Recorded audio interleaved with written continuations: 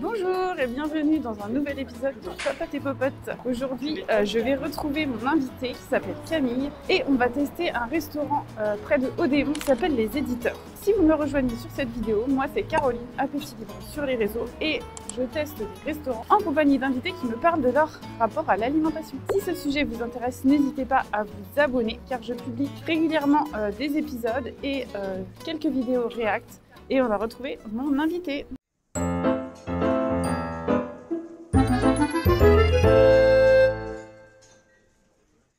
Et donc je suis devant Les Éditeurs avec Camille. Bonjour. Camille. Comment vas-tu? Bah ça va, merci, fraîchement.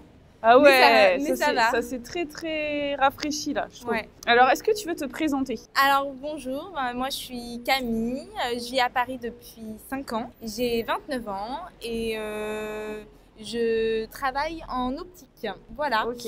Donc là on est dans un de mes quartiers de cœur, Carrefour de Londéon, où j'ai habité pendant un peu plus d'1 an. Ok, d'accord. Du coup tu connais déjà le resto? Oui, j'y suis déjà allée, valeur sûre et surtout c'est un resto où on s'y sent bien. Ok. Donc vous verrez avec nous. Et ben c'est parti, on y va.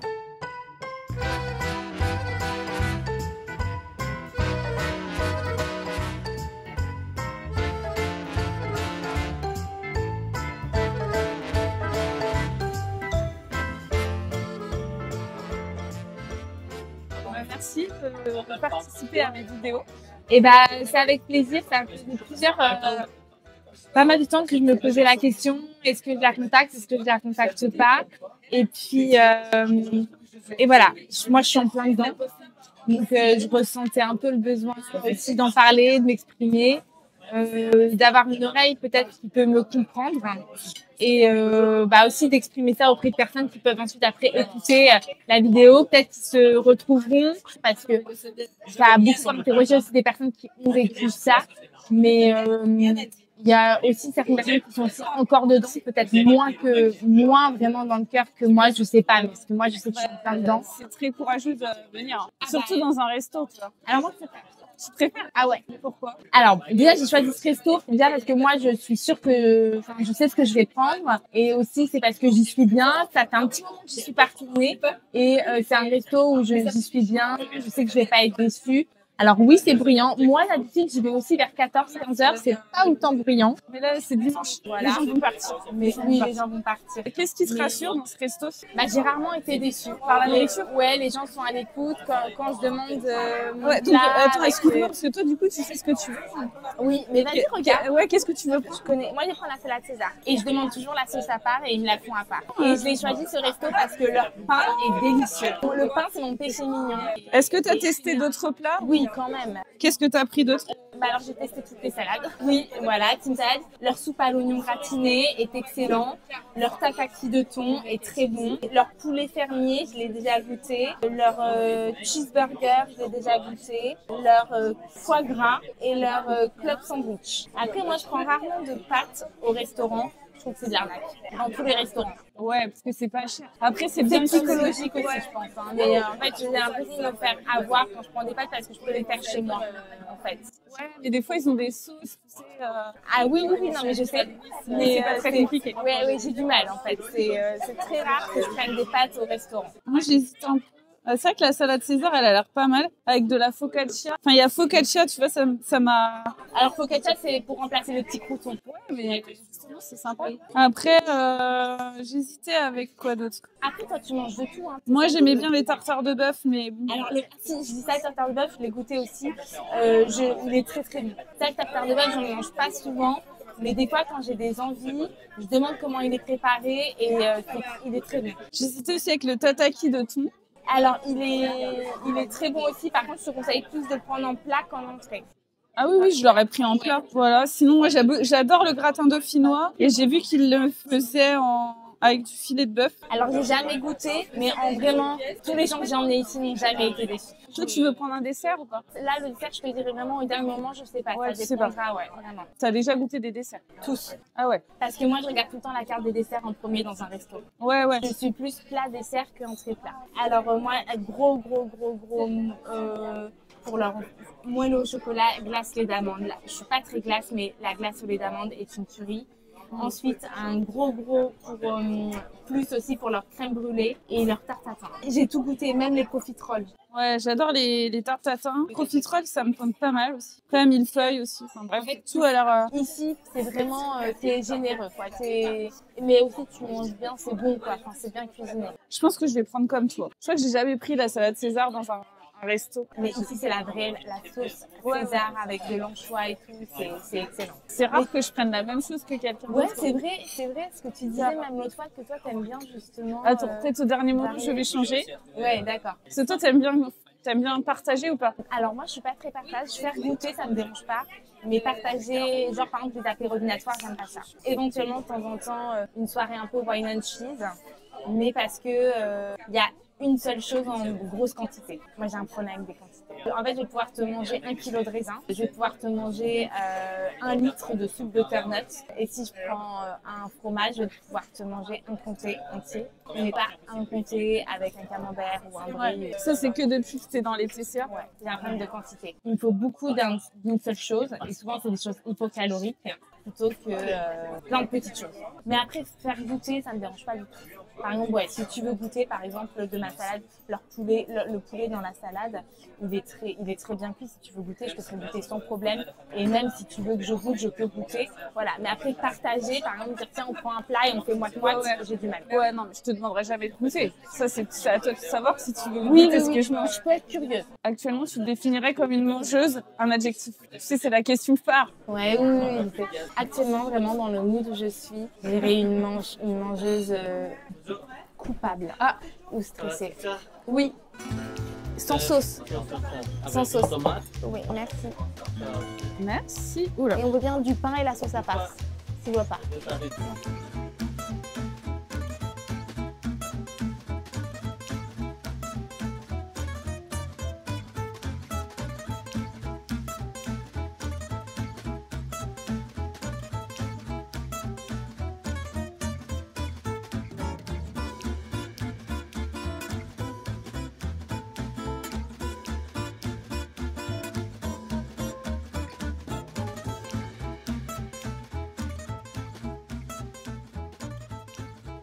Du coup, ouais, tu disais que tu étais une mangeuse.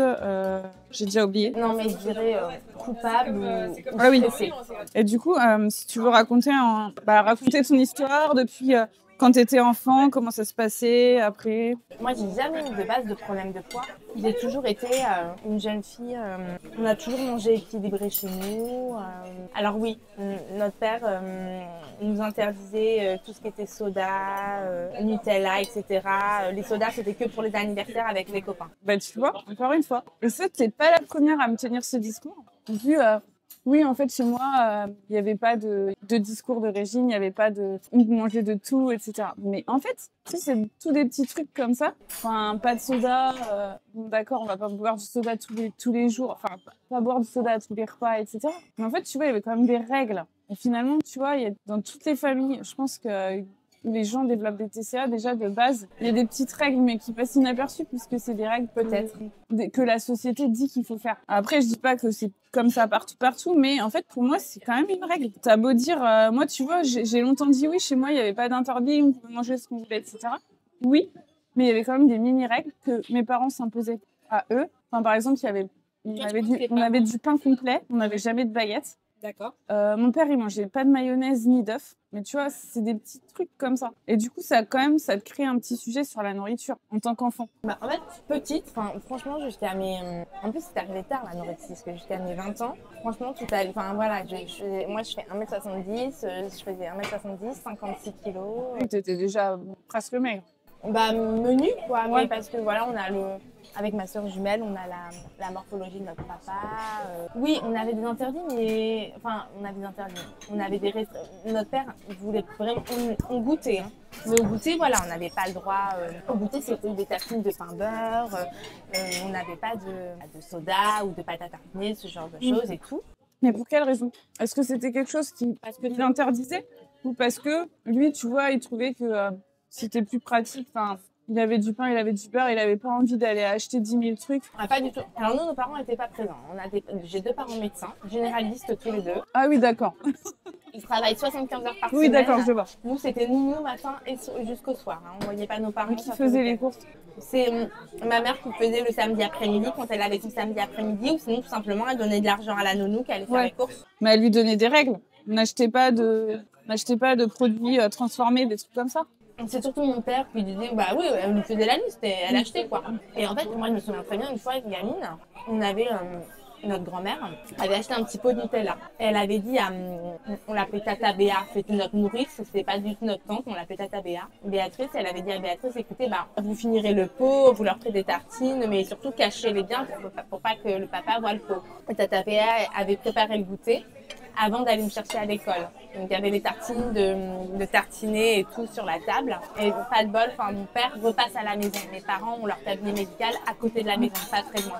Repasse à la maison pour chercher des papiers et il a vu les tartines dans la cuisine pendant qu'elle était partie me chercher à l'école. Il l'appelle, il lui dit Béatrice, c'est le Nutella que j'ai vu sur les tartines. Et elle a dit oui. Elle a pas menti, elle a dit oui, c'est le Nutella. Il a dit c'est exceptionnel, mais je veux pas plus ça chez moi et tout. Il l'avait incendié, il l'a pas gâché, tu vois. Il a dit bah non, mais. Mais toi, t'en penses quoi a posteriori? Qu'est-ce que tu penses de cet épisode en fait? Alors je m'en souviens, mais avec du recul, je me dis bah. Ouais, en fait, finalement, on avait déjà des interviews. Ouais, mais pour moi, c'est pathologique. Enfin, ton père, il est orthorexique. Enfin, si c'est à ce point-là. C'est vraiment la seule chose dont je me souviens. Après, avec l'âge, mes parents, mon père, en termes de nourriture, avec l'âge, quand on a grandi, après, il nous a laissé nous débrouiller. Mais c'est dommage, parce que je pense que les enfants, dès le plus jeune âge, si tu leur interdis rien, et que tous les aliments sont au même niveau, ils vont pas forcément... Bah nous, en fait, dès le plus jeune âge, ouais, c'est ça, c'est que... Il y avait des bons et des mauvais aliments. Oui, voilà. On peut faire un peu tout chronologiquement, mais en vrai, franchement, jusqu'à mes 20 ans, ça allait à peu près. Et puis, est arrivé un moment où ma sœur et moi, on a commencé à prendre la pilule pour notre acné, car on a beaucoup souffert de l'acné. Et on a pris la pilule, et on va goûter cette focaccia. On avait pris la fameuse pilule Diane 35. Ouais, on n'a pas entendu parler. Si, j'en ai entendu parler, mais c'était une pilule spéciale pour l'acné. Elle était plus pour l'acné. Plus pour l'acné. Et on l'a bien supporté, mais on a pris 2-3 kilos, tu vois. Mais c'était dans l'adolescence et tout, et Laure et moi, on l'a pas trop bien vécu ça. Et Laure et moi, oui, je dis Laure, c'est ma sœur jumelle, parce qu'on a toujours fonctionné en duo. On s'est dit, on va faire un régime pamplemousse. On va manger le soir, on mangera plus qu'un pamplemousse. Et c'est hyper intéressant, parce que c'est une vraie jumelle. Ah oui, donc en fait, donc c'est intéressant, parce que du coup, on va voir vraiment, c'est limite une étude, quoi. Ouais, le régime pamplemousse sur 2 personnes jumelles. Alors vas-y, raconte. Non, mais et le truc... Mais où vous aviez trouvé ce régime? C'est fou comme régime. On l'a inventé. Enfin...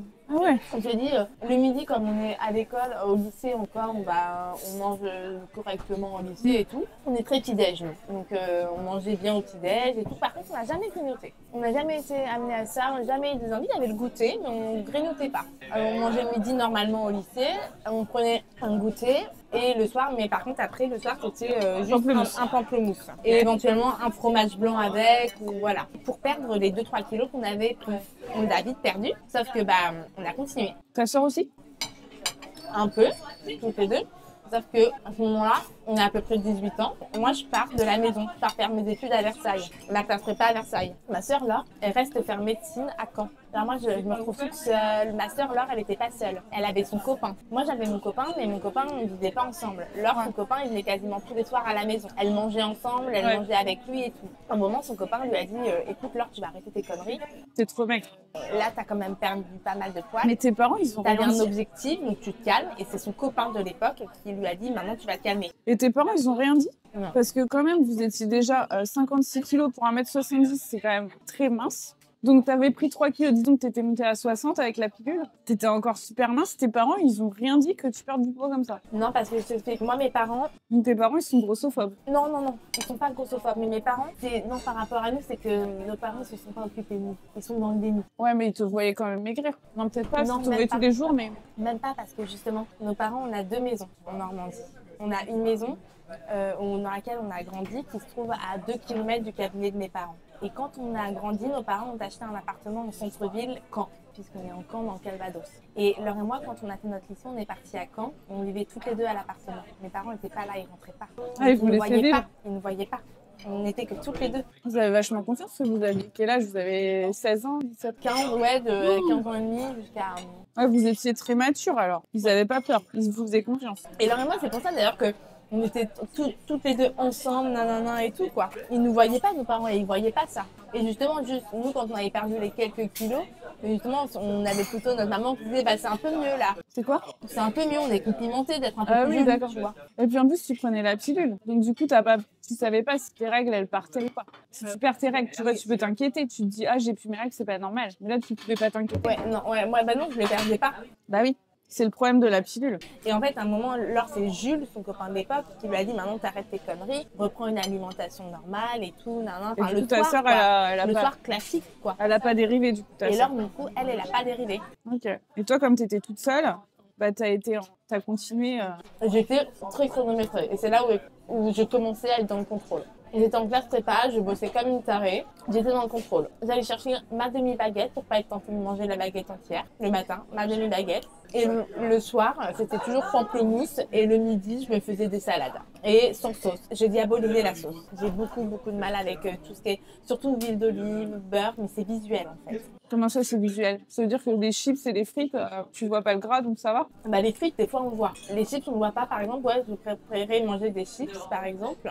J'en mange jamais, mais si je dois en manger, je préfère. On parle du fromage. C'est gras, mais on ne voit pas le gras. Ouais, ouais. Je vais manger du fromage. Un croissant. Enfin, un croissant, tu vois pas trop. Voilà, je préfère manger un croissant que, par exemple, une tartine avec du beurre. une tartine. Ouais, tout à fait. Moi, je cuisine sans sauce, mais vraiment. Sans gras, sans rien. Sans rien. Alors, j'ai appris à avoir un peu de goût avec des épices, parce que j'aime Avec les épices, les tu manges herbes. du fromage. Alors ça, c'est mon péché mignon, et ça reste quelque chose que j'ai pas pu enlever de mon alimentation. Ouais, bah au moins t'as du gras grâce à ça. Non. Sinon, t'aurais zéro gras. C'est ce que m'ont dit les gens, ils m'ont dit bah au moins il te reste ça quoi. Et de temps en temps je me fais un petit fromage avec un petit peu de pain, voilà. Mais aussi est-ce que tu as des conseils parce que comment vaincre cette culpabilité que j'ai? En l'affrontant, en fait. En la laissant exister. En faisant ce qui te fait rendre plus. Parce que je culpabilise. Ouais, mais justement. Et je vais compenser en marchant beaucoup. Ouais, mais justement, il faut stopper. En fait, il faut faire les choses et tolérer l'inconfort. Tolérer et les refaire tous les jours, quotidiennement. Si tu fais une fois, c'est sûr que ça va pas marcher. Il faut tous les jours. Et au bout d'un moment, ça part, parce que tu vois qu'il t'arrive à rien. Mais moi, en fait, justement, c'est que c'est horrible, Caroline, parce que j'ai une envie de reprendre du poids, parce que je sais que mon corps va mal, mais j'arrive pas. Ouais, c'est le premier pas qui est le plus Je me sens incapable, en fait. C'est le premier pas qui est le plus difficile. Je sais, moi aussi, j'étais là. J'étais incapable de sortir de ma routine. Tu as atteint jusqu'à combien de kilos? Pas très bas, mais pour moi, ça veut rien dire. Non, mais Parce c'était que le comportement. Ouais, c'était le comportement addictif, en fait. T'étais dans ta routine et tu pouvais pas... Je te dis, j'ai fait des efforts sur les horaires, mais moi, je reconnais que j'ai été exécrable avec des amis où j'imposais mes horaires, ou voilà, quoi. Et donc, t'as des horaires aussi. J'en ai, mais je suis plus aussi stricte qu'avant. Mais tu vois, ça, c'est un progrès. Ça t'a généré de la culpabilité de modifier tes horaires. Ça a été très dur au début. Bah, tu vois, t'as réussi à le faire.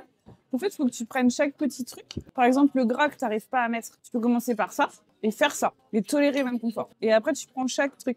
Par exemple, si...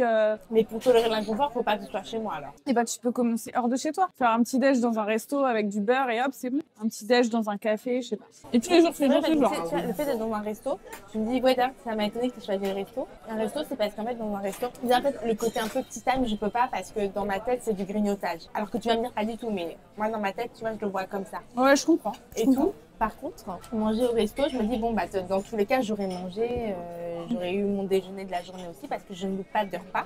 Donc, être dans un resto, ça me permet de mieux me contrôler aussi. Et quand c'est partagé, j'arrive à peut-être un peu moins culpabiliser. Et il y a quelque chose, moi, qui a entretenu cette maladie, c'est la profonde solitude. Et maintenant, je suis plus en couple. Bah oui, mais c'est ça le problème de tout le temps. C'est que les anorexiques, au départ, elles vont s'isoler pour pouvoir mettre à bien leur plan, entre guillemets, leur plan de perte de poids. Et au bout d'un moment, elles s'isolent tellement que quand elles veulent s'en sortir, bah, il n'y a plus personne, en fait. Ça, c'est terrible. Et en fait, mon ex-copain d'époque, on était très amoureux. Hein. Il m'aimait énormément parti à cause aussi. de ça? Pas que, non. Il y a aussi un gros problème de culture. Mon ex d'époque, il est indien. Il est parti faire un mariage arrangé en Inde. Donc ça a été un traumatisme. Ah oui. Il y a eu ça qui a beaucoup joué. Mais il y a aussi le côté, j'avoue, que j'étais beaucoup dans le contrôle. Et que lui, il m'avait dit, ça Camille, c'est saoulant. Quand on est ensemble, du coup, on a du mal à le détendre. Et lui, il m'a connue belle, pimpante, entre guillemets. Et il m'a vu dépérir et ça lui a fait mal. Donc je pense que c'est un ensemble de choses. Mais je pense que le vrai élément déclencheur a été le fait qu'il est parti se marier en Inde. Mais peut-être qu'il aurait peut-être pu faire barrière à ça face à ses parents s'ils avaient été normal. Je m'en veux. Je pense que ça peut être une source de motivation de se dire si tu veux sortir de la solitude, faut que tu sortes de ça, quoi. Parce qu'en fait, là, c'est compliqué de rencontrer quelqu'un. C'est très compliqué, mais parce que je suis pas belle. Ouais, mais ça, on s'en fout. C'est plus... Les hommes s'en foutent pas. Les hommes s'en foutent pas, mais si toi-même. Au final, il restera pas avec toi parce que t'es belle. Ou sinon, faut rencontrer quelqu'un qui soit anorexique aussi, tu vois. C'est le seul moyen, mais bon, après, vous allez vous enfoncer tous les deux. Mais non, je m'aime pas. Et même, je crois que je me considère même pas. Je m'excuse de vivre. Mais après, j'en ai marre d'avoir cette position de victime. Parce qu'en vrai, je suis pas une victime et je veux pas en être une. Mais par exemple, moi, par rapport à ma soeur jumelle, dans ma famille, ma soeur jumelle, elle est pharmacienne. Ma soeur jumelle, elle vient d'avoir un enfant, elle a accouché le 29 août et tout. Et moi, je suis la pauvre célibataire, quoi. Je suis comparée tout le temps comme ça. Après aussi, nous, dans notre famille, là, je suis rentrée le week-end dernier parce que, exceptionnellement, avec le 11 novembre, j'ai eu 2 jours. Donc, j'ai pu rentrer en Normandie. Je vois, ma mère, elle a des tendances boulimiques. Ouais, donc tu vois, en fait, moi, je trouve que les Ma PCA, grande sœur ils est viennent nulle. pas de nulle part. Des fois, on se dit, ouais, dans ma famille, il y a 0 problème de bouffe. En fait, quand tu creuses, il y a toujours des problèmes de bouffe. Et quand tu remontes la génération du dessus, ils en ont. Ils en ont. Ma sœur, Et- Laure, elle est quand même très salade. Elle mange très Ah. healthy. Elle mange varié, ce qui la sauve. Parce que moi, je mange pas varié. En fait, vous êtes tous dans un spectre. quantité. Tu vois, toi, t'es allé vraiment à l'extrême du spectre. Mais les autres, ils sont quand même dans le... Mais en fait, j'ai tellement été comparée avec Laure. Je crois qu'il fallait que je sois toujours plus. Tu vois, par exemple, à l'école, ma sœur Laure était une très bonne élève, mais elle avait 16 de moyenne. Moi, j'avais 18. Ouais, tu voulais te démarquer. Voilà, oui. Les premières expériences qu'on a eues, c'est moi qui les ai faites. Et si ça se passait bien, Laure, elle allait le faire. Quand j'étais adolescente, la première fois que je suis allée me faire épiler, Laure, elle m'a dit, bah Camille, t'y vas. Si ça se passe bien, que ça fait pas mal ou quoi que ce soit, après j'irai. Voilà, c'était moi le moteur. Là- J'ai voulu, la méchante Camille a voulu forcer ma sœur Laure à manger comme moi au début. Et elle a pas voulu. Bah, avec le régime pamplemousse, on s'est un peu entraîné là-dedans. Donc au départ, si, elle faisait un peu. Mais c'était son copain Jules qui l'a vraiment maintenu, quoi. Et moi, je remercie Jules pour elle parce que jamais je souhaite à quelqu'un de vivre ce que j'ai dans la restriction. Vraiment, je mangeais à tous les repas, mais de manière hypocalorique. C'était que hypocalorique. Enfin, Tu vraiment. comptais tes calories ou... Non, mais pas Tu mangeais spécialement. vraiment peu. Mais j'ai une idée de, tu Ouais. vois. Mais par contre, en vrai, non, je les compte pas, mais j'ai une idée un peu. Ah bah moi, je peux te dire ce que je mangeais. Hein. J'allais au sport de 7h à 8h30 du matin. À 8h30, sur le retour, j'allais chercher ma demi-baguette de pain. Tu fais du sport à jeun. À jeun, ouais, le matin. Ensuite, je mangeais ma demi-baguette de pain avec de la confiture maison de ma mamie parce qu'elle l'a fait quasiment sans sucre. C'est la seule que je peux manger. J'avais mon fruit pour mes Mais vitamines ça, tu vois, et mon ça aussi, café ça me fait et mon tiquer. yaourt. Excuse-moi. Une mamie qui fait des confitures sans sucre. Non, quasiment. Enfin, Ouais, mais je trouve ça bizarre. non, mais Enfin, c'est moi qui lui demande. Hein. ah, c'est toi qui lui demandes, d'accord. Bah, elle est gentille. Elle est adorable Ouais. par rapport à ça. Mais par contre, alors oui, elle a toujours fait ses confitures avec moins de sucre que dans celles qu'on trouve dans le commerce. Ça, c'est clair. Quand elle fait un peu de confiture, je lui dis est-ce que tu peux me mettre une petite casserole où tu vas faire ta confiture avec moins de sucre. Ou pareil pour la compote de pommes, par exemple. J'en étais où, pardon. Tu rentrais du sport, Mm. tu faisais ton petit déj. Après, j'allais bosser. Parce qu'à l'époque, j'avais mon CDI, j'étais commerciale dans l'industrie pharmaceutique.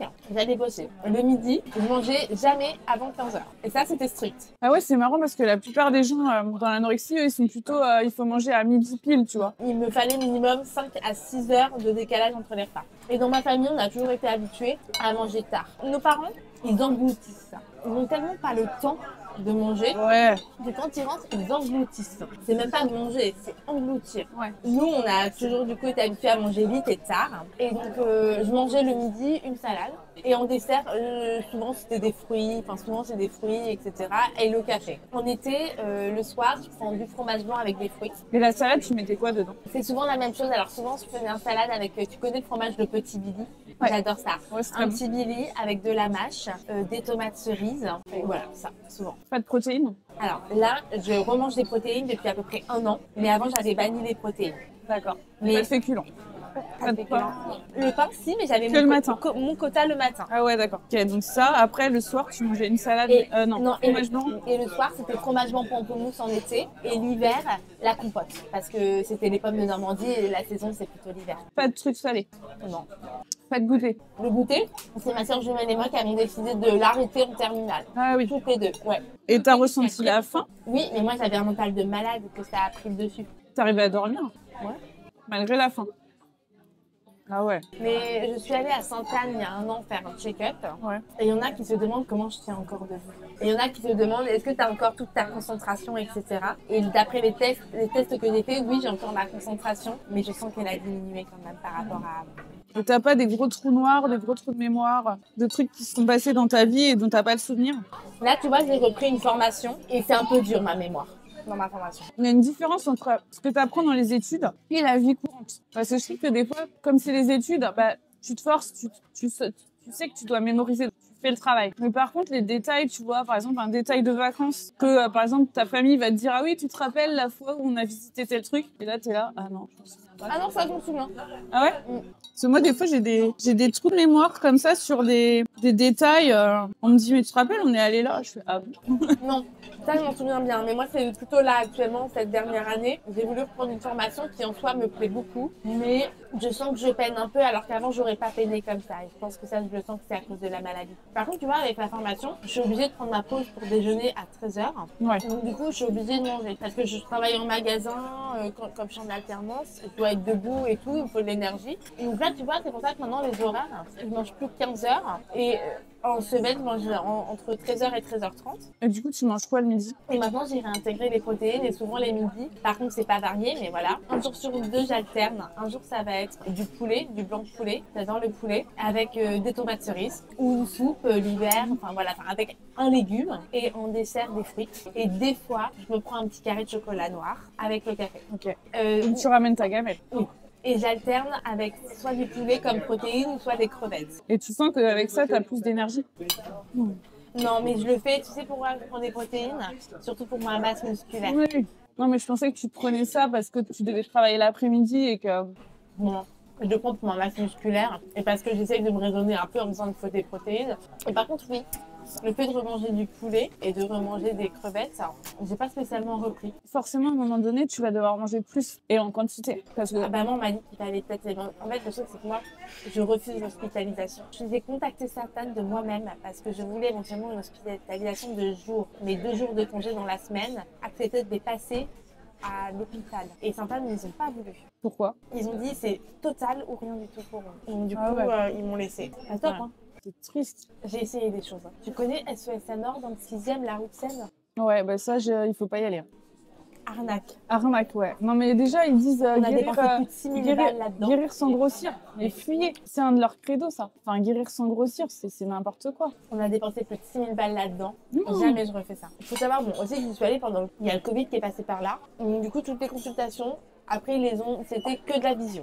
Ouais. Et moi, ça me convient pas du tout. J'ai vu le psychiatre, Monsieur Meunier, qui est connu. Il est connu, mais il est problématique aussi, lui, non? Que j'ai vu une fois, en consultation avec mon papa. Oui, parce que mon père, c'est un sujet aussi, Monsieur Meunier. Ensuite, après, lui, il est psychiatre. Après, il a une équipe de psychologues. Il m'a affectée à une psychologue et cette psychologue ne m'a pas du tout convenu. Elle m'écoutait, mais elle n'était pas dans la proactivité. J'avais pas l'impression qu'elle me donnait des conseils ou qu'elle essayait de m'amener vers un chemin qui allait me rendre proactive. Et je pense que j'étais tellement pas convaincue finalement que ça a été vraiment nul. Ensuite, on m'a dit qu'on allait m'orienter vers une diététicienne qui était pas trop mal, mais que j'ai vu que 2 fois parce que madame avec le Covid n'a plus voulu faire les rendez-vous. 2 fois en 1 an de thérapie. Et après on m'a dit qu'il allait voir une psychomotricienne.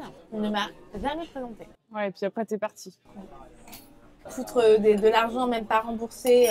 Nous c'est pas le souci si c'est pas remboursé, si c'est pas remboursé mais qu'on arrive à avoir un minimum de résultats. Mais je pense aussi que je n'étais pas convaincue. Donc du coup, est-ce que moi je faisais beaucoup d'efforts? Je ne sais pas. Parce que je me sentais pas si comprise ou accompagnée, quoi. Ensuite, j'ai essayé d'aller voir un psychologue, un psychiatre, donc en CMP. Et ce psychiatre est parti à la retraite. Il n'a pas de signe de vie. Ah ouais. Aucun suivi. Il ne m'a pas réorienté vers quelqu'un. C'est lui, par contre, qui m'a fait la lettre pour que je puisse avoir un rendez-vous à Sainte-Anne assez rapidement. Et c'est vrai que Sainte-Anne, quand ils ont vu la lettre, mon état, j'ai eu un rendez-vous rapidement pour Sainte-Anne. Ça, c'est grâce à lui. Mais je l'ai vu 2 mois parce qu'après, le monsieur, il est en transition. Il avait une maison en Martinique, enfin voilà et tout. Il a arrêté, il est parti du CMP, mais il a prévenu personne. Et moi, tous les rendez-vous qui étaient programmés, ils s'annulaient d'une semaine sur l'autre.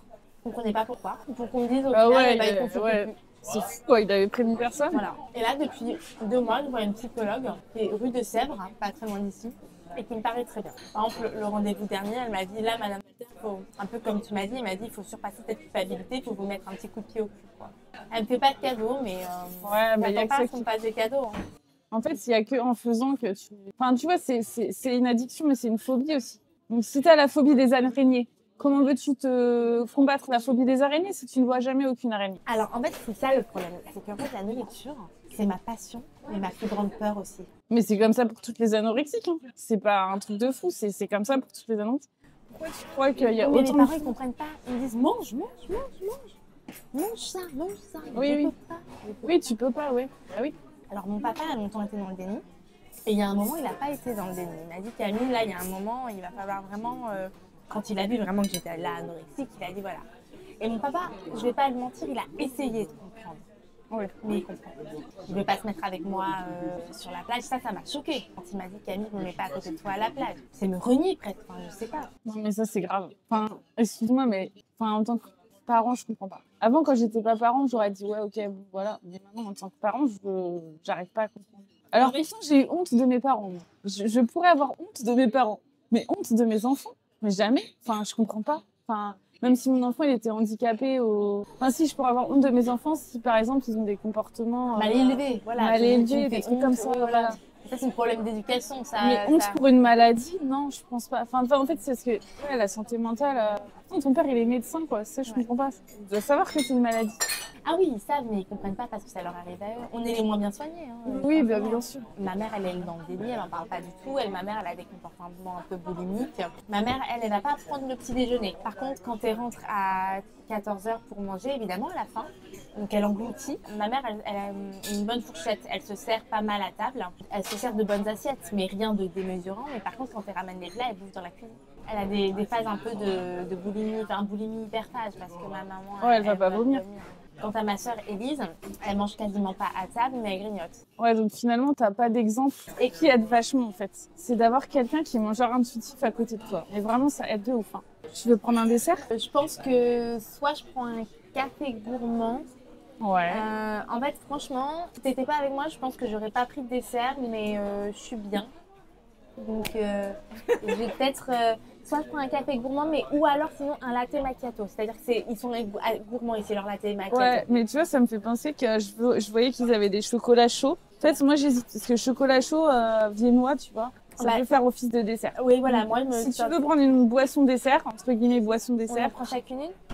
Prends une boisson dessert. Okay. Tu bois pas de café? Si, tu bois du café, toi. Moi, je bois du café, mais je suis assez caféinophobe. En fait, disons qu'après 15 heures, j'essaye de limiter. D'accord. Non, mais moi, chocolat chaud, je suis grave fan. Après, est-ce qu'il y a un dessert qui te tente? Sinon une profiterole pour accompagner ton chocolat. Mais tu es sûre que ça va pas faire trop? Parce que là, je cale un peu, bizarrement. Alors, la salatière, elle est bien. Elle cale, ouais. Elle cale, mais elle est parfaite en proportion. C'est-à-dire que je ne sens pas comme ça. Non. Mais après, c'est vrai qu'elle vient. Quoi. Ouais, après, tu vois, il y a des jours, je pense que je l'aurais mangé... Enfin, je sais pas, tu vois, c'est ça, quand t'es dans l'intuition, t'as des jours où t'as moins faim que d'autres et... Ouais. Mais comme tu sais pas pourquoi. J'ai jamais été face à des mangeurs intuitifs pour rebondir là-dessus. Parce que par exemple, mon père, il mange de tout. Mais mon père, il est souvent à dire...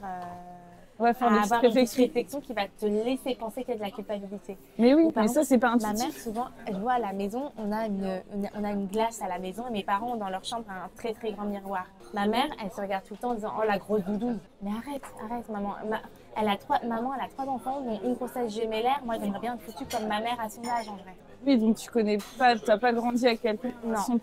Mais même ma grand-mère, que j'aime beaucoup, ma grand-mère, elle est tout le temps à dire grosse doudoune, grosse doudoune. Mais c'est normal, c'est parce que tant qu'il n'y en a pas un qui arrête le cycle, le truc, il se... Enfin, en fait, il faut qu'il y en ait ta sœur, là, Laure, qui a des enfants, il faut qu'elle arrête le cycle à un moment donné. Mais ça passe par ne pas catégoriser les aliments. Enfin, ça passe par tous les trucs qui te font peur. Laisser tes enfants à côté des bonbons et voir ce qui se passe. Parce que eux, ils ont cette faculté quand tu nais et que t'es pas perverti par tous les messages. Normalement, t'es censé te réguler, en fait. T'es pas censé manger trop. Et t'es pas censé manger trop peu. T'es censé manger juste ce qu'il faut. Tu vois aussi, c'est que dans cette maladie, mon cerveau, il s'arrête jamais. Ouais. C'est épuisant. Qu'est-ce que j'ai mangé qui n'était pas bien, ou qu'est-ce que j'ai mangé qui était bien, qu'est-ce que je vais manger pour compenser, ou qu'est-ce que je vais faire.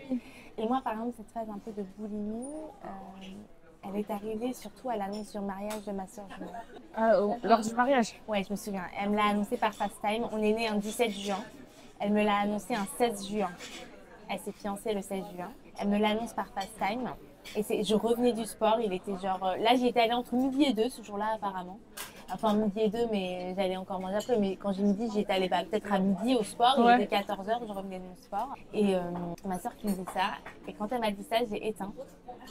Et je m'en souviendrai toujours. Je suis allée en bas à la boulangerie.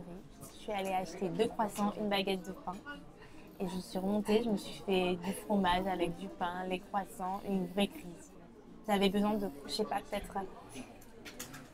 Ouais, donc à ce moment-là, le contrôle, il a un lâché. truc émotionnel, ouais. Et là, le contrôle a lâché. Et là, en fait, je l'avoue, je suis profondément jalouse de ma sœur.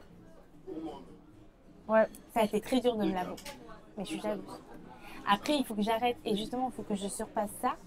Mais en fait, justement, je me dis, le fait, Camille, de rester plus maigre que ta sœur, t'as un truc de mieux. Mais en fait, non, je vais à ma perte.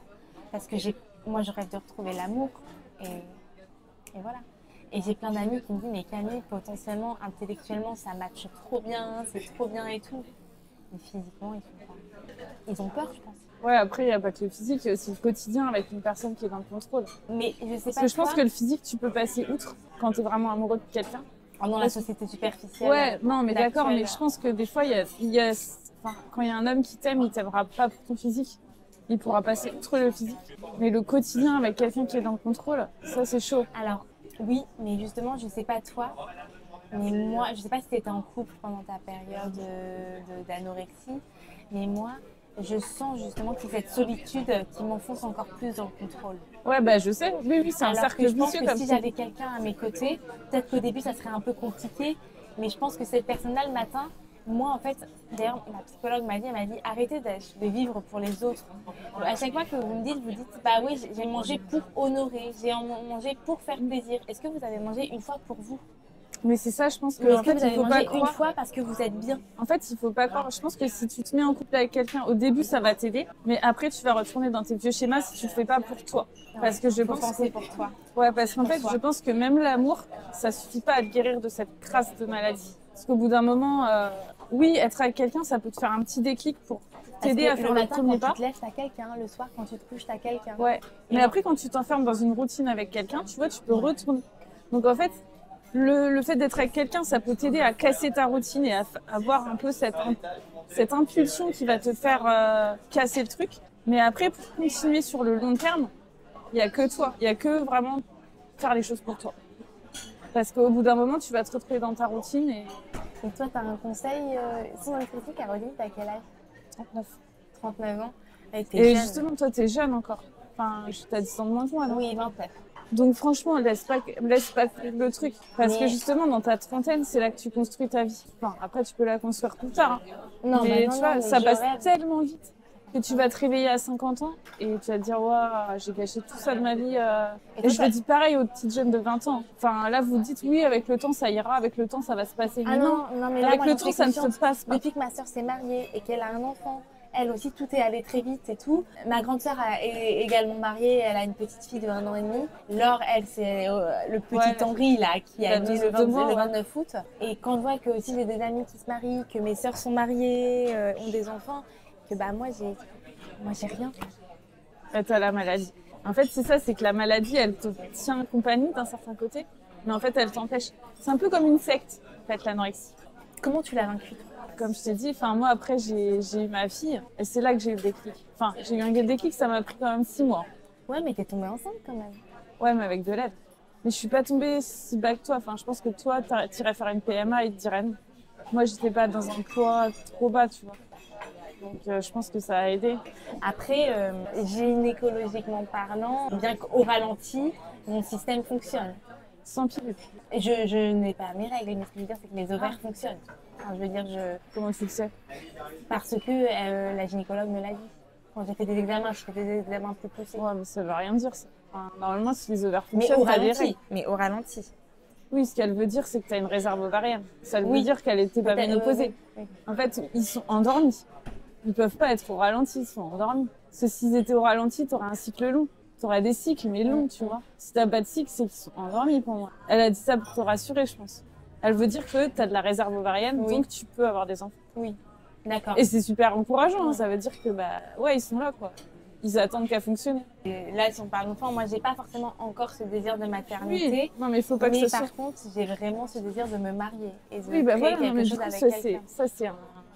Enfin, je pense que tu vois, peut-être que tu rencontres quelqu'un, ça va te faire comme moi quand j'ai eu ma fille, ça va te faire un espèce d'électrochoc qui va te permettre de faire le premier pas. Mais faire le premier pas, si tu le tiens pas dans la durée, et la durée vraiment c'est long, c'est plusieurs années, hein. C'est 1 an minimum quoi, d'acharnement. Toi, tu t'es fait violence vraiment? Tu te souviens d'avoir eu des gros moments de doute? Tu t'es fait violence?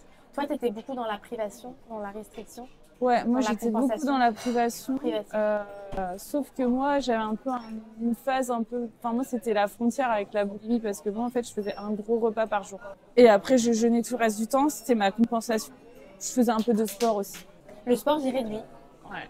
J'ai Mais tu vois, réduit et c'est. ça m'a coûté de réduire, mais j'ai réduit parce que, déjà, en termes de temps, j'ai plus trop le temps avec ma formation, de moins en moins le temps. Et aussi parce qu'à Sainte-Anne, on m'a dit que mon corps allait mal. On m'a dit que vous avez encore votre masse musculaire, elle est atrophiée, mais elle est là encore. Donc encore une fois, c'est encourageant si je dois la redévelopper. Et c'est là où je me suis mis à manger des protéines en me disant, bon, je vais essayer de la maintenir aussi petite soit-elle avec des protéines. Mais par contre, on m'a dit, là, c'est plus que vos muscles, c'est vos os qui sont très, très, très, très mal. Et je veux pas, moi. J'y pense pas. Mais je suis pas non plus une superwoman. Mais après aussi, c'est cette sensation parce que sur la balance, je sais, je me pèse pas tous les jours, mais je sais que je fais pas trop. Je sais que je suis pas grosse. Mais au fond de moi, il y a des matins, je me lève et je fais 300 kilos. Tu auras beau me dire le contraire, je fais 300 kilos. Ouais, parce que tu te pèses. Oui, ça c'est un des premiers trucs que j'ai fait, c'est que j'ai arrêté de me peser. Ouais, mais c'est encore un truc. Tu vois, moi j'ai vu une diète qui était vraiment très ouverte là-dessus. C'est que bon, j'étais moins mec que toi, mais elle a accepté de ne pas me peser à partir du moment où je lui ai dit que j'allais y aller et que ça allait être bon, quoi, que j'allais pas, que j'allais arrêter, quoi, que j'allais vraiment faire les choses. Et t'as suivi une diététicienne? Ouais, moi c'est elle qui m'a le plus aidée. Elle t'a donné des plans, des... Non, 0 plan. Après, je pense qu'elle s'adapte à chaque personne, mais avec moi c'était 0 plan, je voulais pas de plan. Mais qu'est-ce que t'as donné? Je voulais faire freestyle, je voulais faire parce que moi je suis quelqu'un de hyper gourmande, moi j'adore la bouffe. C'est quoi ton péché mignon? Depuis que je suis toute petite, franchement je sais pas. J'arriverai pas à te dire tellement j'aime tout. Et je lui ai dit, moi ce que je veux faire c'est tester tous les restos, enfin tester plein de restos de Paris que je ne faisais jamais. Moi je faisais jamais de resto, vraiment 2 fois dans l'année quoi. Elle m'a dit ok, donc du coup c'est comme ça que j'ai fait. Je me suis mis à tester plein de restos et j'ai arrêté de me peser pendant toute cette phase. Et quand tu testais les restos, t'as pas eu... comme si c'était pas toi qui cuisinais, comme... Ouais, c'était pas moi qui cuisinais, ouais. Et ça t'a pas fait peur?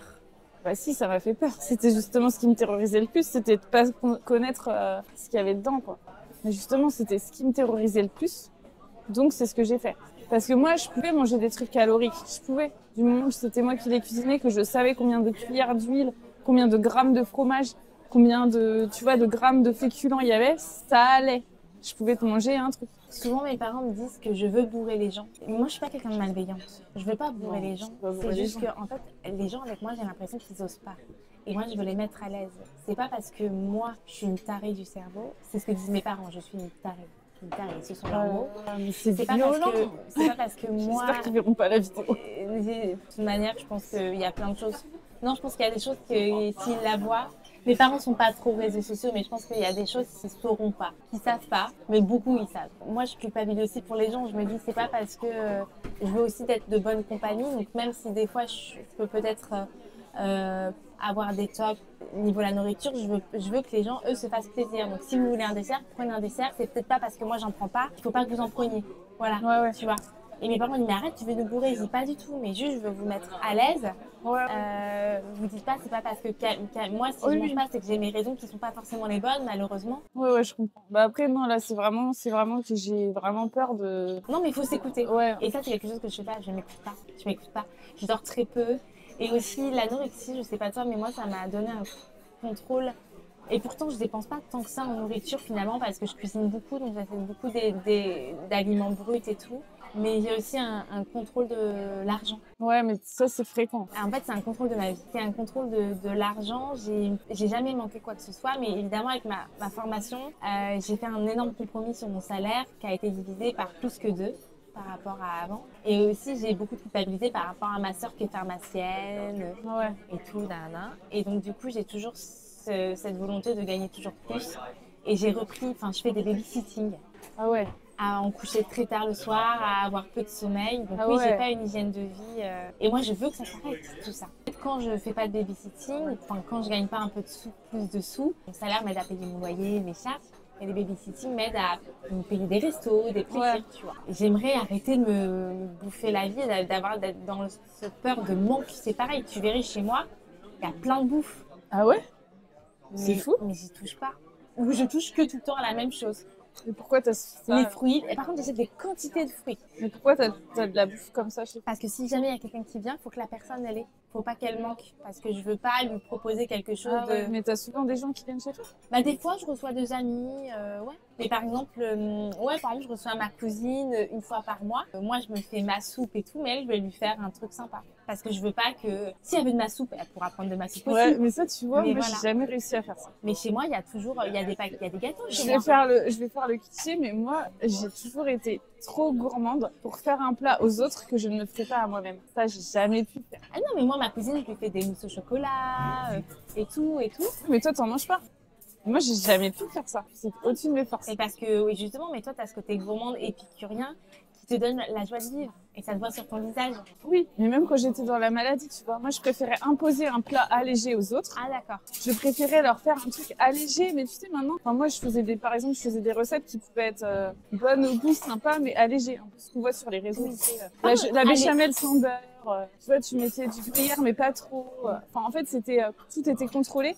Donc, tu avais quand même l'équilibre des saveurs qui faisait que c'était sympa. Moi, je vais vous prendre un latte macchiato, s'il vous plaît. Et un chocolat viennois. Ouais, Merci. Bien chaud. Oui, je bois très chaud. J'ai des choses comme ça aussi. Je bois très chaud, je me douche à l'eau brûlante. Ouais, parce que t'as froid. Je suis frileuse. Ouais, c'est ça. Bah non, mais c'est normal. Hein. C'est la maladie. C'est vrai que souvent, moi, j'aime bien manger bien. Enfin, j'aime toujours manger bien chaud, mais c'est vrai que quand t'es dans la maladie, tu veux refaire réchauffer encore parce que c'est pas assez chaud. Ouais, mais moi, non, mais tu vois, moi, c'est aussi mes forces. Je préfère faire un truc, tu vois, genre une lasagne, mais qui va être faite à ma façon. Donc, je vais mettre un peu moins de trucs, un peu moins de crème, un peu moins de trucs pour que ça soit quand même, ça coïncide avec mon quota calorique. Ouais. Enfin, ça, c'était avant. Hein. Mais je peux pas cuisiner un truc différent pour les autres. Et là, j'ai toujours été trop gourmande. Je peux pas renier ça. Mais non, mais c'est très bien. Si jamais on me cuisine un truc, je préfère prendre un mini bout, vraiment un mini bout pour avoir le truc et le goûter, plutôt que me cuisiner un truc à part. D'accord. C'est ça, moi, c'est mon souci des quantités. C'est non, moi, je te dis, moi, il va me falloir, moi, je me mange un chou-fleur toute seule. Oui, j'ai le bide comme ça après. Ouais. Non, mais je me mange un chou-fleur toute seule. Et même si j'ai le bide comme ça, je me dis que c'est de l'eau que je vais, c'est pas du gras. Que c'est pas un gros ventre de gras, c'est un gros ventre d'eau ou de fibres et que je vais les évacuer après. Tu vas les évacuer. En fait, tu ressens le remplissage de ton estomac, mais tu ressens pas que la nourriture, elle t'apporte d'autres, en fait. Cette énergie profonde, cette énergie quand tu manges des trucs caloriques, ça. En fait, pour moi, la nourriture, c'est péché. Ouais, c'est ça. Et j'aimerais aussi m'enlever cette image. Et en fait, c'est aussi, j'ai voulu te contacter, c'est pour qu'en fait, vraiment faire ressentir tout ça, vraiment, mais... Mais pourquoi tu dis que c'est péché? T'as été élevée... Ah bah, les écarts, ouais. T'as été élevée religieusement? Un peu, enfin, oui, enfin, on est catholique, un petit peu pratiquant chez nous, mais que la nourriture... oui, quand je dis c'est péché, c'est ma manière de parler, d'un air de dire, là, ça fait un écart, c'est pas raisonnable. Au lieu de dire, bah, tu t'es fait plaisir, profite, t'as découvert une nouvelle saveur ou un truc comme ça. Moi, je vais dire, ça fait un écart, mais Camille, c'est pas bien, voilà. Alors qu'en fait, on en a besoin. Tu peux pas fonctionner sur du chou-fleur, en fait. On est une famille très négative. Hein. Mon papa est très négatif. Pour mon papa, je suis foutue. Quant à ma maman, j'ai jamais vu quelqu'un autant dans le déni. Ouais, moi, je pense qu'il nous faudrait une thérapie familiale, hein, mais mes parents ne veulent pas. Ouais, après, maintenant, t'es entre guillemets trop âgée. En fait, maintenant, il faut que tu partes de chez tes parents. Enfin, voilà. Mais je suis partie, j'y retourne de moins en moins. Ouais. J'y retourne de moins en moins. Là, j'y suis retournée parce qu'il y avait ma petite nièce et tout. Oui. Non, mais je veux pas dire que tu dois pas aller les voir, mais... Non, mais je pense que j'ai une famille toxique. Ouais, bah, comme toujours. Et j'ai médité. J'ai pris beaucoup de distance avec ma sœur jumelle parce que ma sœur jumelle, pour moi, son mariage, je l'ai vécu comme on m'a retiré quelqu'un. Je l'ai vécu comme un abandon de sa part. Ouais, non, mais je comprends. Et donc, j'essaie maintenant d'apprendre à vivre pour moi et pas pour ma sœur jumelle. Ça, c'est très, très dur. Donc, il y a ce sentiment de Ouais, de contrôle, du coup, je me suis dit toujours être meilleure. À chaque fois que je fais un truc, je pense à ma sœur jumelle. Ou je pense aux autres. Si je fais ça, est-ce que ça va plaire à l'image que je renvoie? Ouais, mais ça, c'est un trait assez commun avec toutes les personnes qui ont des TCA, en fait. Tu sais, ce truc people pleaser. T'as jamais entendu parler de ça? Non.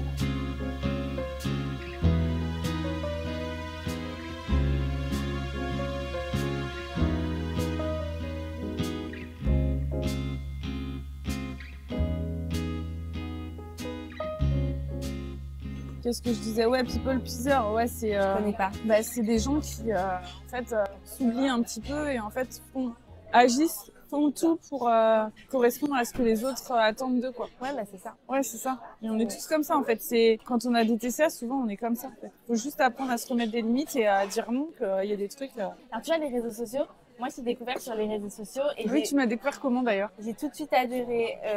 Moi je t'ai découvert sur YouTube.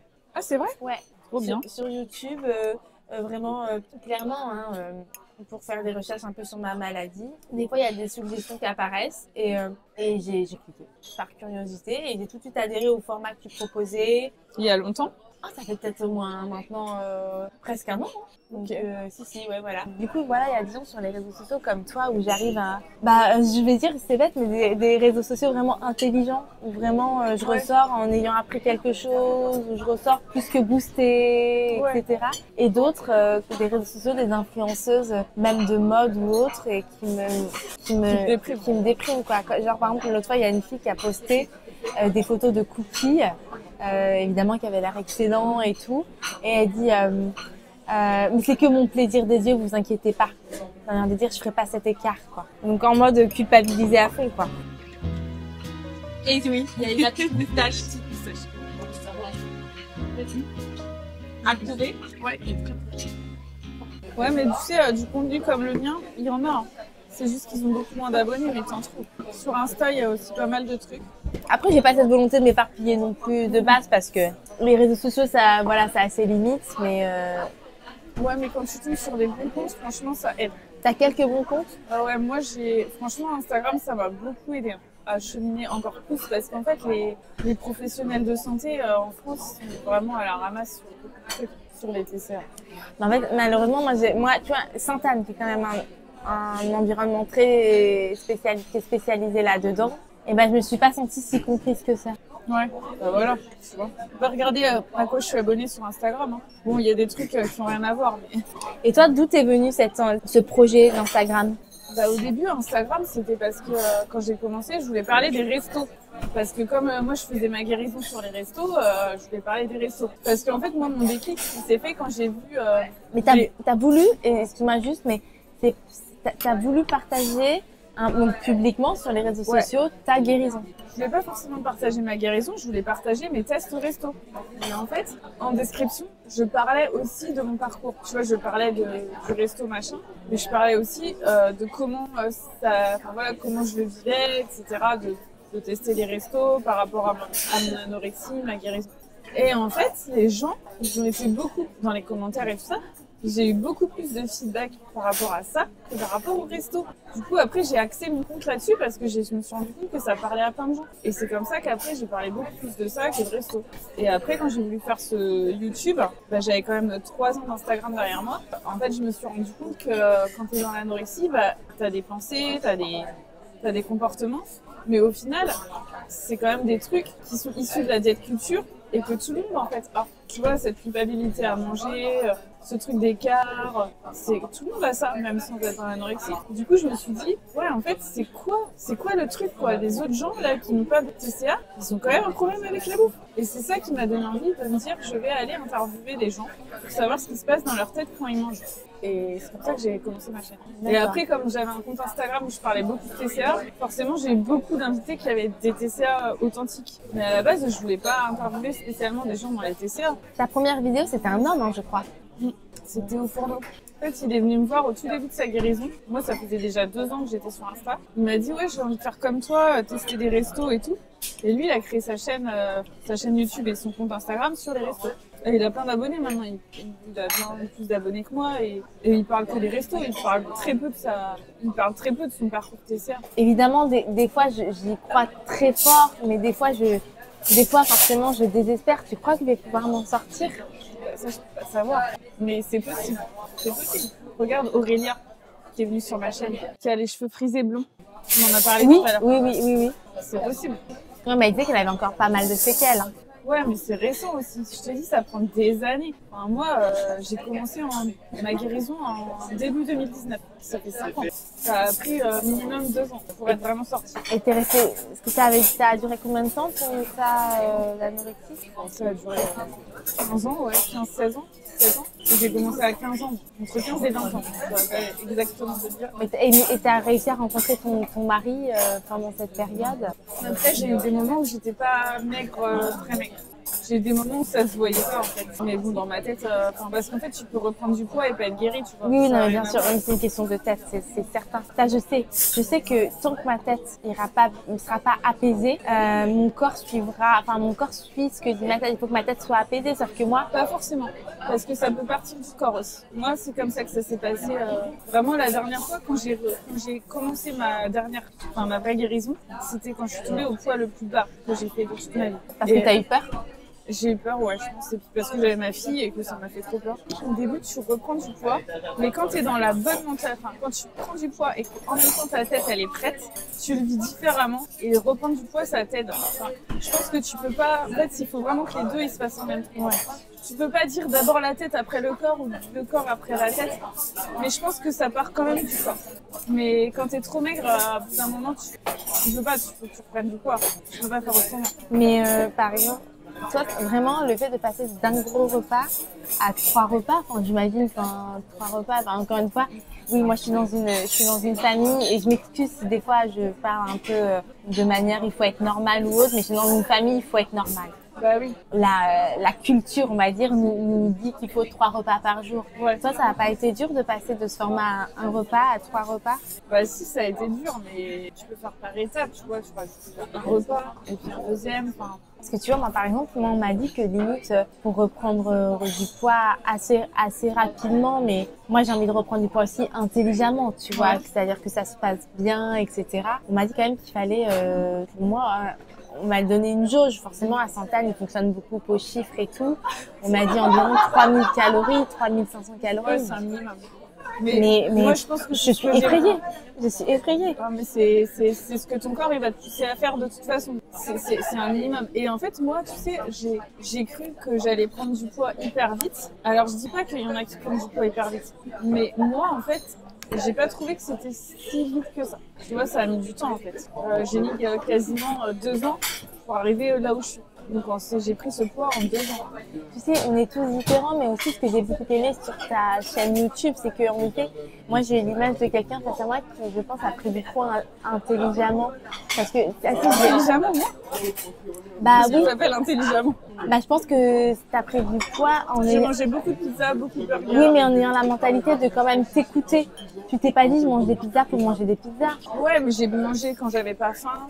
J'ai mangé, j'avais mal au ventre. Ah bon? Manger quand t'as pas faim? Bah oui, j'ai eu mal au ventre plein de fois. T'es obligé.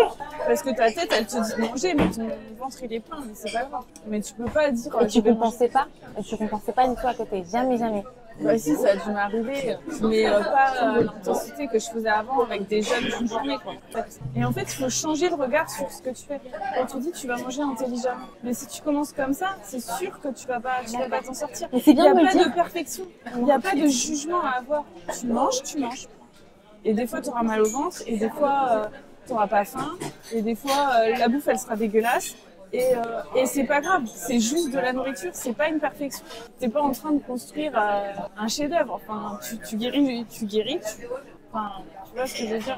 Je pense qu'il faut arrêter de porter un jugement. Et c'est ça qui est dur. C'est ça qui est pour ça que c'est important d'avoir quelqu'un qui t'aide et qui soit là pour relativiser quand tu commences à juger, qui soit là pour te faire prendre du recul et te dire bah oui voilà ça arrive. Et justement, les gens, entre guillemets, normaux, intuitifs, ça leur arrive tout le temps. Et je trouve que c'est bien d'avoir quelqu'un comme ça. Et parce que moi, ma diététicienne, c'était une mangeuse intuitive aussi. Mais en fait, intuitive, ça veut dire qu'elle mange quand elle a envie. Pas quand elle a faim, elle mange quand elle a envie. Quand elle a envie, pas quand elle a faim. Non, il faut pas manger quand t'as faim. Tu peux manger quand t'as faim. Généralement, quand on a faim, on a envie. Voilà. Ouais, En fait, généralement. c'est pas la faim qui drive le comportement alimentaire, c'est l'envie. Et normalement, quand t'as faim, t'as envie de manger. Si t'as faim et que t'as pas envie de manger, ça peut arriver. Dépression, deuil, c'est pas la faim et l'envie, elles sont décorrélées. La faim ne veut pas dire que tu vas avoir envie de manger. Et l'envie de manger ne veut pas dire que tu as faim. D'accord. Et c'est vraiment ça, c'est l'envie de manger qui te déclenche. Tu vois, moi, je l'avais pas compris comme ça. Et toi, en fait, toi, t'as envie de manger, mais t'y arrives pas. Enfin, je pense que c'est... Oui, c'est ça. Ouais, il y a un truc qui te bloque. Parce qu'en fait, ce sentiment de faim, je l'ai plus. C'est bon, ça y est, je l'ai plus. Sentiment de faim ou pas faim, je l'ai plus. Oui, donc pour guérir, tu vas être obligé de manger sans faim, sinon tu vas pas guérir. Donc, par contre, oui, ça m'arrive des fois de me dire, ah, là, j'aurais bien envie oui, moi j'adore tout ce qui est pain, etc. Ouais. J'ai une passion boulangerie. Je me suis d'ailleurs posé la question de faire un CAP boulangerie, mais en reconversion. Et en fait, des fois je me dis, ah bah là j'aurais bien envie d'un croissant. Ouais. Je me contente qu'avec les yeux, je me nourris par les yeux, beaucoup par procuration. Ouais, l'odeur aussi. Ouais, c'est horrible parce qu'il y a un sentiment de puissance quand on voit qu'on n'y touche pas. Bah oui. C'est là mais qu'on n'y touche pas. On se dit, bah c'est bien, je contrôle. Mais bon, au final, à force de contrôler, on ne contrôle plus. Hein. La preuve. Bah tu contrôles pas parce que si tu contrôlais, Je tu ferai pas de mangerais. crise, je mangerai. Non, c'est pas que tu ferais pas de crise, c'est que sur commande, je te dirais mange ça, tu mangerais. Là, t'es en contrôle. En fait, c'est la maladie qui contrôle, c'est pas toi. Parce que si tu contrôlais, t'arriverais à vaincre la maladie et à lui dire bah non, je vais plus. Mais tu vois, je l'avais pas vu comme ça, avoir l'envie de manger, en fait. Bah Moi, oui, je me parce suis qu'en fait, toujours dit, non, écoute, juste quand t'as faim, tu manges et voilà. Mais non, c'est mais quand ça on a dérègle envie. tout, justement. Il y a trop de gens qui se basent là-dessus, mais du coup, ils vont diaboliser l'envie quand ils ont juste envie. Et ça va leur générer de la culpabilité, en fait. Mais tiens, par exemple, quand tu fais tes courses alimentaires, est-ce que tes courses, tu les fais par envie ou c'est très raisonné? Parce que moi, c'est très raisonné. Moi, souvent, dans un magasin, je mets des choses dans le caddie, je vais les redéposer après. Hein. Parce qu'au dernier moment, je dis non, en fait, Camille, laisse tomber, tu vas pas manger, tu sais que c'est pas bien, enfin, ou un truc comme ça. Et moi, des fois, je sais pas toi, mais moi, des fois, je peux rester une demi-heure devant mon frigo à me dire, écoute Camille, est-ce que ce soir, tu restes dans ta zone de confort, tu manges ça, Ouais. alors que oui, tu vas aimer, mais t'en as pas spécialement envie, ou est-ce que tu vas aller chercher un truc dont tu as envie, ou est-ce que foutu pour foutu, tu fais ta crise? C'est ça, moi, mes options. Ouais, mais c'est marrant parce que tu vois, moi, quand je suis dans les magasins, je me sens pas tentée par les trucs. En fait. Maintenant, je passe dans les rayons de gâteaux, mais je fais, ouais, ok, c'est des gâteaux. Et Bah, moi, je fais souvent mes courses quand j'ai pas faim. ouais, moi aussi, en fait, j'achète parce que j'ai besoin de ça et ça et ça, mais toi, je trouve pas que c'est une tentation folle, en fait. Enfin, des fois, je vois un truc nouveau, je fais, tiens, ça, j'ai jamais goûté. Moi, c'est plutôt ça. Mais c'est quand parce je vois que un t'es truc- guéri. Alors moi, je pense que c'est parce C'est que parce t'es que quand guéri. je vois un truc nouveau, je fais tiens, ça c'est nouveau, j'ai jamais goûté, ça a l'air sympa, je le prends. En fait, tu vois, quand je vois, je sais pas, les pépitos, c'est du revu, les pépitos, c'est bon, on a connu. Enfin, tu vois, ça me tente pas, j'en achète tiens, parce que mes filles, elles aiment bien, donc j'achète des pépitos. Et t'es pas tentée avec tes filles, voilà, justement, elles qui Franchement, découvrent la vie, qui vont être tentées par un petit Kinder ou... Ouais, mais non, je crois que c'est bon, j'en ai suffisamment mangé pour ne pas être frustrée. Je suis pas frustrée de les voir. Alors ça, la frustration, c'est quelque chose qui me rend exécrable. Je suis très vite frustrée. Par contre, tu vois, c'est plus difficile dans les restos ou des trucs où c'est de la bonne bouffe que tu n'as pas forcément tous les jours en face de toi.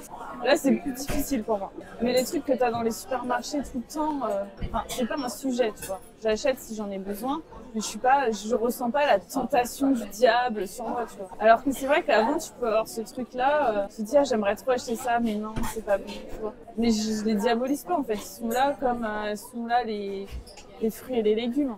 Parce que quand tu passes dans un rayon fruits et légumes, ça te fait rien. Enfin, t'achètes parce que t'as envie d'acheter un truc, mais c'est tout. Oui. Ça te fait rien. Bah moi, je mange beaucoup de fruits et légumes. J'aime ça. C'est vraiment aussi quelque chose que j'aime. Ouais.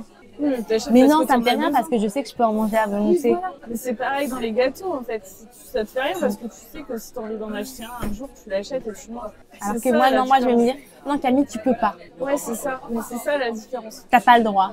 Mais ça, j'avoue, la frustration, c'est très dur chez moi aussi. Tu vois, j'ai encore beaucoup de chemin. Moi, je suis en plein dedans. J'ai vraiment tellement de chemin à Ouais, faire bah parce que il y a des choses sur lesquelles j'ai pris conscience, mais je suis encore très vite frustrée. Ça peut aller vite, en fait. Une fois que tu te mets dans la tête de faire les trucs, Et en fait, je suis malheureuse. oui. Et ça passe par toutes les conséquences de relations sociales. Soit tu t'étais isolée et t'as retrouvé des amis. Bah, c'est vrai qu'après, il y a eu le Covid. Et puis, en fait, moi, ce qui s'est passé, c'est que j'ai eu un enfant. Et quand t'as un enfant, ça t'isole aussi. Parce que du coup, tu peux plus sortir. C'est vrai que quand tu deviens parent, tu t'isoles aussi. Bizarrement. Parce que tu dois t'occuper de ton enfant et tu peux plus faire tout ce que tu faisais avant. Tous les soirs, tu dois être chez toi, tu dois te coucher, ça demande énormément de temps. Donc, c'est vrai que j'ai peut-être moins d'amis qu'avant. Mais grâce au réseau, j'ai rencontré vraiment beaucoup de personnes. Alors après, il y a des gens que je vois en vrai, des gens que je vois pas en vrai. Et puis en fait, j'ai mon mari et j'ai mes 2 filles et Ça te suffit? ça me suffit pour l'instant, franchement. Enfin, des fois, j'aime bien sortir, tu vois, faire des trucs, mais il faut les gars faire garder. Et en fait, quand tes enfants ils sont en bas âge, en fait, tu te rends compte que ta vie, elle est remplie de ça. Et c'est que récemment, mes filles, elles sont parties 2 jours chez mes parents. Alors, on n'avait jamais fait ça. Avec mon mari, on s'est retrouvés comme ça. Ça a fait trop bizarre. Vous êtes allé au resto? Oui, on est allé au resto. Mais tu vois, ça fait trop bizarre. On se dit, mais qu'est-ce qu'on faisait avant de nos soirées? En fait, c'est vraiment, ça prend toute la place. Parce que beaucoup me disent, la Camille qu'on a connue avant, quand même, elle avait une joie de vivre qu'on n'a plus là et c'est dommage. Ouais, bah oui. Donc voilà, en fait, tout pour dire que les TCA, ça bouffe la vie et c'est un combat journalier, en fait. Je pense qu'il faut en effet fonctionner par petites victoires. Moi, je suis en plein dedans et je pense que j'ai la petite victoire où sur les horaires, où je suis plus flexible qu'avant, j'ai réduit le sport pour mon corps. Mais il y a encore beaucoup de chemin à faire parce qu'il y a encore trop de choses qui sont trop émotionnelles encore. Je pense qu'il faut prendre de la hauteur sur plein de choses et il faut surtout, en effet, guérir pour soi et pas pour les autres. Et ça, c'est très très dur à se dire, surtout quand on est seul face à soi-même, quoi. En fait, c'est un énorme cercle vicieux. Et pour sortir d'un cercle vicieux, quel qu'il soit, mais là, le cercle vicieux de la nourriture comme ennemi, c'est pas possible. Parce que la nourriture, à la base, c'est la vie. J'en fais une passion phobique. Quand je vais chez moi, je demande à ma mère qu'est-ce qu'on va manger. C'est mes premières questions. Bah oui. Limite avant le est-ce que tu vas bien, quoi. Là, déjà, pour Noël, je vais faire un bref aller-retour, mais je passe Noël en famille quand même. Pour Noël, je suis déjà en train de donner des idées à maman pour le 24, quoi. Et je sais que mes parents sont pas des gens très tolérants, mais je sais aussi que c'est lourd pour ma maman. Je le sais aussi. Donc c'est vraiment un cercle vicieux, quoi. Mais après, comment sont nés ces TCA précisément? Je pense que ma gémellité a beaucoup de choses à voir là-dedans. Faut arrêter de se comparer. Et comme tu dis, toutes les phobies, ça se combat normalement. Ouais, c'est une phobie, une addiction. C'est dur. Et merci à vous d'avoir regardé cette vidéo. J'espère qu'elle vous a plu. Moi, j'ai beaucoup aimé. Et merci pour la recommandation du restaurant. Hein, c'était très bon. Et on s'est régalé, c'était très bien, vraiment. Et merci à vous aussi d'écouter cette vidéo. Est-ce que s'il y a des gens qui veulent venir te parler sur Instagram, est-ce que tu es d'accord qu'on mette ton compte Insta en description? Oui, bien sûr, ouais. Donc on mettra tes références. Voilà, tu le mettras. Et si vous aussi vous voulez, comme Camille, faire partie de mes invités, n'hésitez pas à me contacter. Je vous dis à la prochaine vidéo. Bye bye. Au revoir et bon week-end. Bon week-end.